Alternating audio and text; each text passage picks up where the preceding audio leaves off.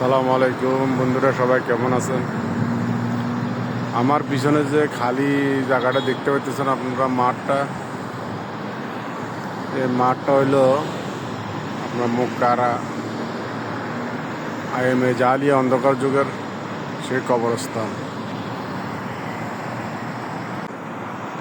এই সেই মাঠটা, এখানে মুক্কার আইএমএ জালিয়া যুগে, মানে অন্ধকার যুগে যে কন্যা শিশুদেরকে কবর দেওয়া হতো জীবিত, সেই জায়গা হলো এটা। দেখেন, এখানে সে অন্ধকার হযরত মুহাম্মদ সাল্লাল্লাহু আলাইহি ওয়াসাল্লামের জন্ম আগে কন্যা শিশুদেরকে এখানে এই জায়গাটার ভিতরে জীবিত কবর দেওয়া হতো। এখনও আছে অনেকগুলা কবর ঘেরা করে রেখেছে এখানে। সামনে হলো হারাম শরীফ, এটা হারাম শরীফের সামনে।